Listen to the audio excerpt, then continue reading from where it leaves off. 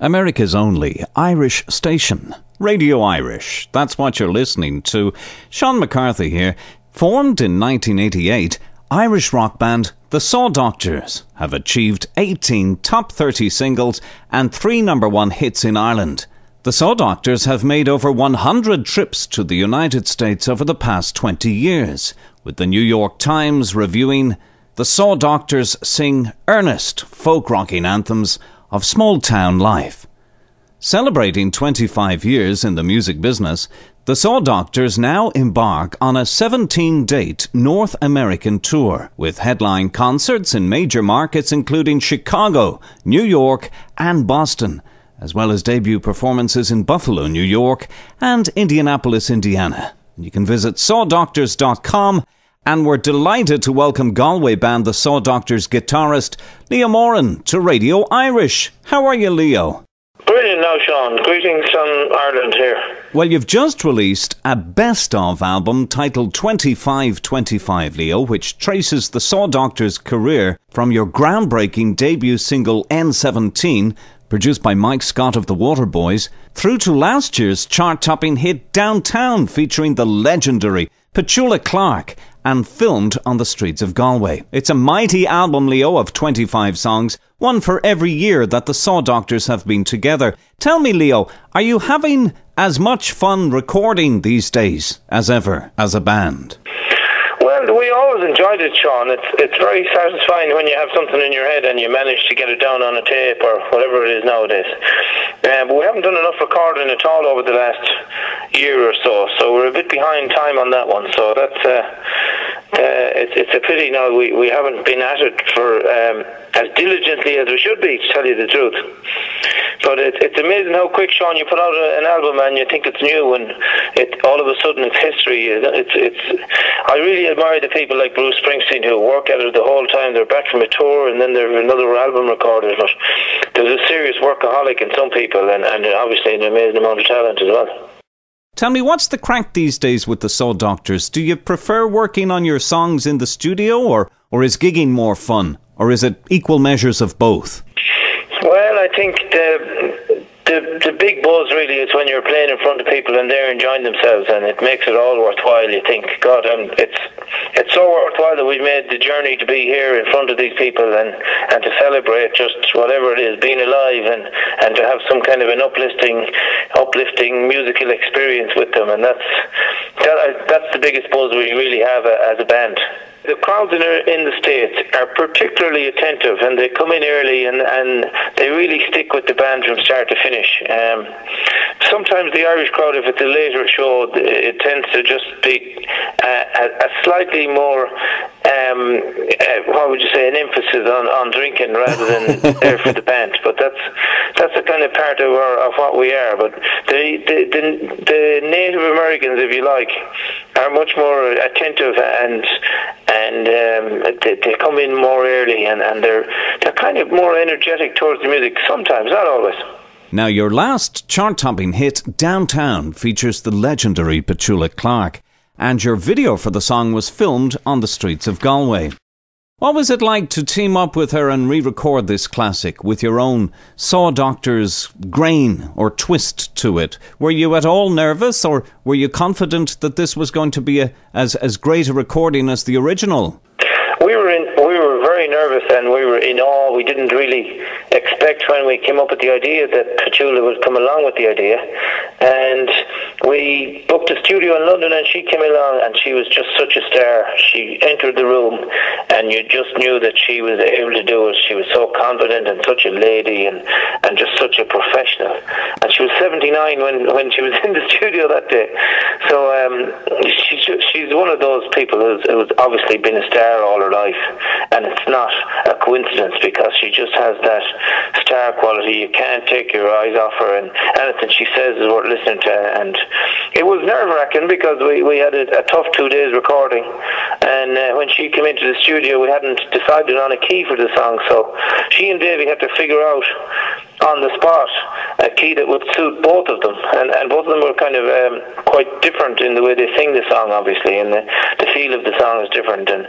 But But we were working with an amazing piece of raw material. It's a really well crafted song. It's an all-time classic, and we were just delighted to be able to record it, and that it came out satisfactory. I mean, I think it is a decent recording. You could never beat the original recording, but I think it's a decent version. Now, the Saw Doctors' new album 2525 features your infamous hit I Used to Love Her, recently voted Ireland's favourite #1 in 50 years of chart history, and Michael D. Rockin' in the Dáil, an ode to long-time supporter of the Saw Doctors, President of Ireland, Michael D. Higgins. Indeed, the Saw Doctors are one of the very few bands in Ireland that continue to write and sing about Irish issues and Irish subject matter and so on. So do you think that sets you apart from other groups, Leo? You know, the fact that you continue to focus on Irish matters and issues in the writing of your songs? It probably does, yeah. There aren't that many other bands dealing with that, and I think when you're a band, there are an awful lot of great bands out there writing great songs with great singers and great performers and everything. But what you really need is to have something different for people, so that they can choose to come and see you and not somebody else. And I think that has been what has been different about us. We've dealt with local, small town, west of Ireland ideas and subject matters, and we've dealt with it in our own accent and in our own vernacular and vocabulary, and I think that's what has set us apart from other bands, and I think that's why people come and see the Saw Doctors and not another band who might have great songs and might have great singers and all that kind of stuff. But the uniqueness is a very important element, I think. And why are Irish issues so important to you as a band? Well, it's what we know about, and we don't really know much about anything else, really. We probably don't know much about Irish issues either. But it's what's in front of your face, and most often it's the things that are in front of your eyes that you don't see because you see them too often. Very often they turn out to be the subject matter of songs that really work for an audience, because if you can point out things to people that they see every day but they don't look at, they're the things really that very often ring true with people and allow them to see themselves in a song, because I think that's very often why people like a song, is they can see themselves in it, and that's what you're always striving to do. But you don't always succeed, but you're always trying to write a song that means something not just to yourself but to other people. And what can Saw Doctors fans flocking to your up-and-coming gigs here in Canada and North America expect on stage?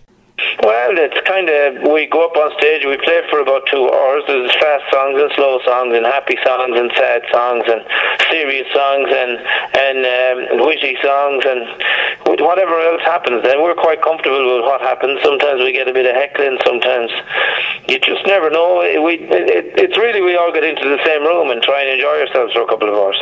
Now, your lineup includes yourself, Leo, on guitar, David Carton on vocals, former Waterboy Anthony Thistlethwaite on bass guitar and saxophone, Kevin Duffy on keyboards, and the baby of the band, Ricky O'Neill, who's 22, on drums. And what's it like to have such a young drummer in your lineup?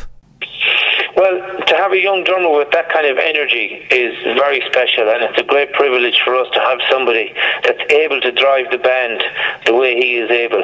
He took over from Aoibhinn Craddock, and Aoibhinn showed him the ropes, and Aoibhinn really had put down a really strong blueprint for the way the band should sound.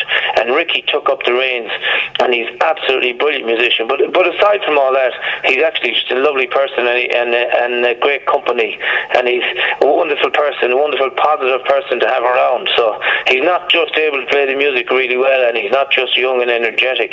He's kind of got it all, really, and you can only just be delighted and privileged that he's with us. Now, talk to me a bit about the crack you have on stage. What do you all like to achieve up there on stage, Leo, when you go out for a gig? You like to achieve that connection with people so that they realise that it's all happening right in front of their eyes, and it's a little bit different from the night before or the night after. It's a special night. It's us and them for the 2 hours, and that anything that happens on the night goes, because that's what we're looking for, things that make a night unique. And sometimes it's a mistake or a mishap or something silly that happens, and that very often is something that can concrete that effect, cement the effect with people so that they realise this is all happening right here, right now, and we're having fun. So that's really what we're looking for on any given night. Well, I have to say, a great sense of humour is apparent in all that the Saw Doctors do, and you have always written and performed with a certain kind of tongue-in-cheek approach to music.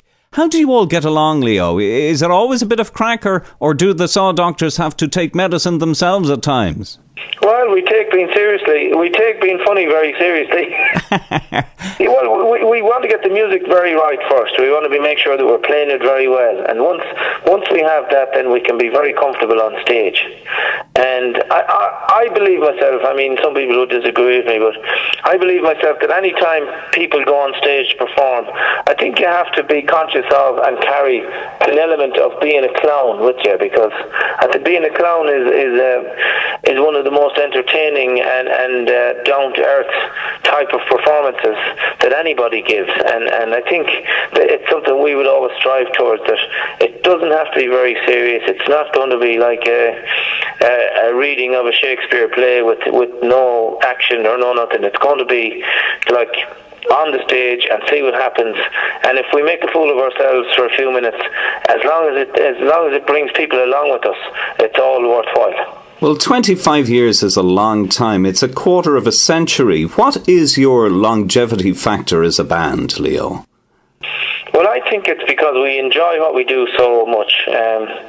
It's a really lovely lifestyle. We're only away for less than half the year. We travel very well in a very well organised fashion. Everything is comfortable. The whole thing is a pleasure, really. And it's a real privilege to be able to make a decent living out of doing something that you love doing, that would be your hobby, whether it was your profession or not.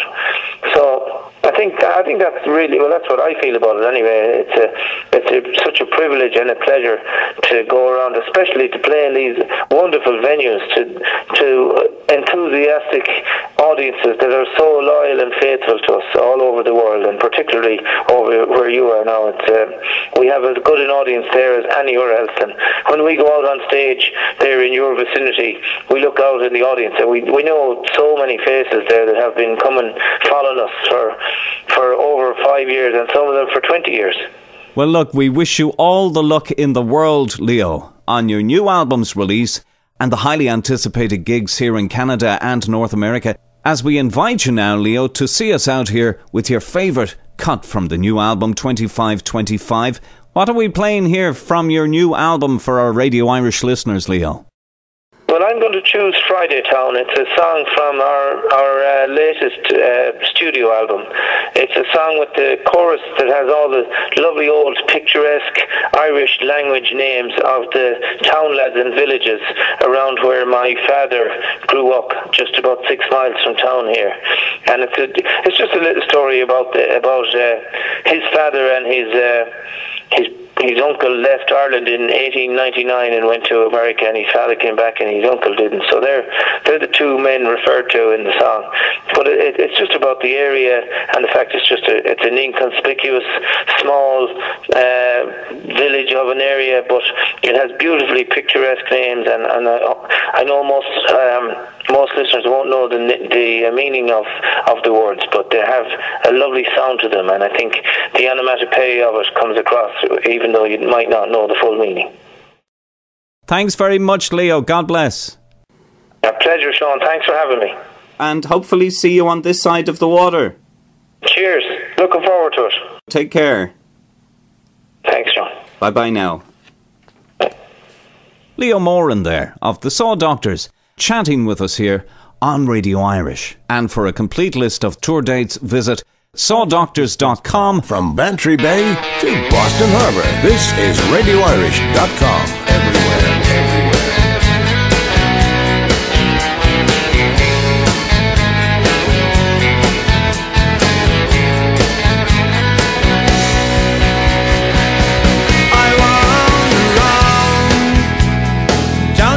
Friday town, where the road winds like a serpent on the ground. I climbed the hill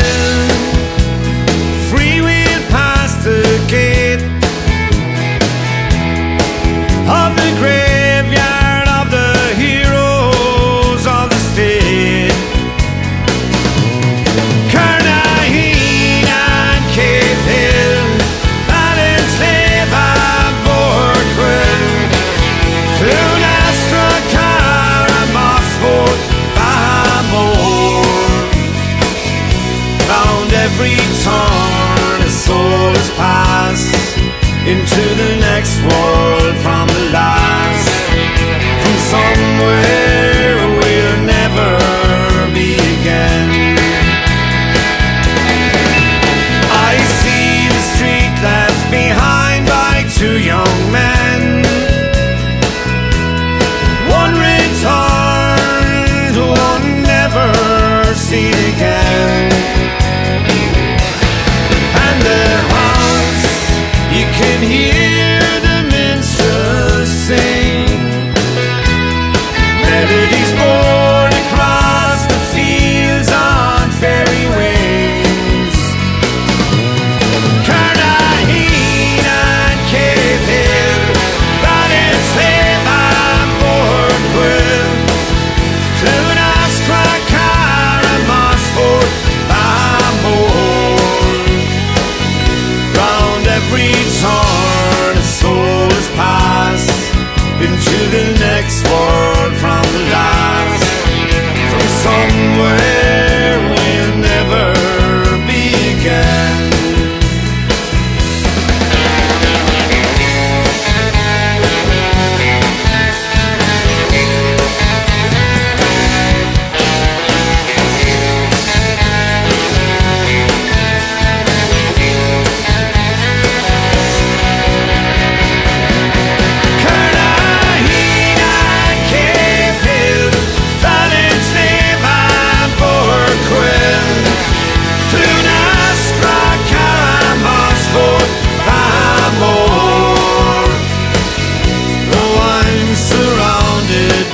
The old stories left untold, some things change.